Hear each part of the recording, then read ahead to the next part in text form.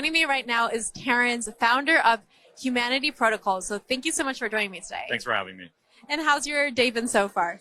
It's very hectic. I mean, look at all these people. So it's very energetic, and I like it. And you flew in here just for Token 2049, so... Some events here and there. So I was here on Saturday, so it's been a couple days, and then I'm leaving tomorrow. Wow, so it's just in and out. In and out, yeah. So you have a really interesting project. Can you tell me a little bit more about what you're doing and what you're building in the Web3 space? Sure. So we're building Humanity Protocol, which is a blockchain focused on data and verifications. And the whole idea is that with the proliferation of AI, it's becoming more and more important to be able to verify things. So, starting with what we call proof of humanity, which is verifying that you're actually a human being in the digital world.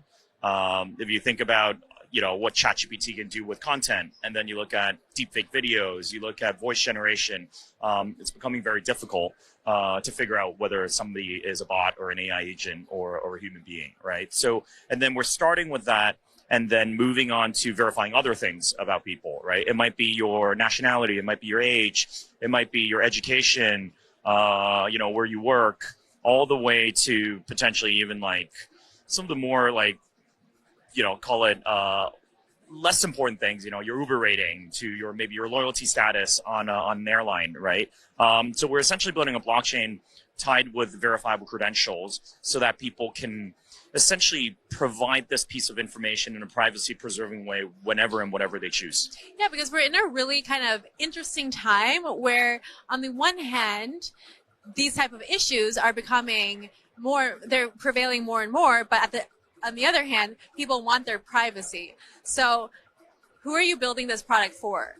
I mean, we're building this for everybody, right? Because I think the whole problem right now is that either it's completely anonymous, pseudonymous, and you know nothing about people in the blockchain world, or you look at centralized systems where Facebook, Google, knows pretty much everything about you, and they sell that data, right? So we're sort of taking an in between where people essentially can have things verified, but ultimately they control all that information. And that's why we call it privacy preserving, in the sense that then you get to choose what you actually want to provide, right? So in the sense that if you think about when you walk into a bar, you probably have to show your driver's license you have to show your, the guy just walked by. You have to show your driver's license in order to prove that you're over the age of 21, right, in the U.S. But the challenge is your driver's license also contains your name, sometimes contains your date of birth, contains your address, right? These are probably things that you don't really want to show the bartender. And so what we're doing is essentially building digital IDs where you get to choose what sort of information you want to share. So that's really helpful for many people. And you came here all the way from Singapore. So Hong Kong. Hong Kong. Yeah. Sorry. So can you tell me a little bit more about what you think about Dubai and the landscape that they're building around Web3 and blockchain? I think Dubai is very interesting. I mean, I spent actually this week I spent a couple of days in Dubai, and then I also spent 2 days in Abu Dhabi. So I think both Abu Dhabi and Dubai are doing a great job attracting people, attracting talent, attracting entrepreneurs to come build things here.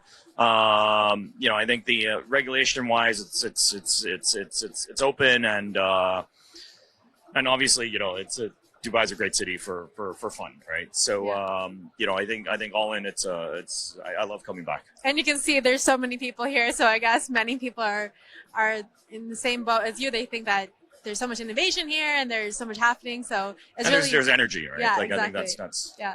Well, thank you so much for speaking with me. It's been a pleasure. Thanks. And I'll be bringing more interviews. My name is Lisa Abnegard, and you're watching Web3 TV.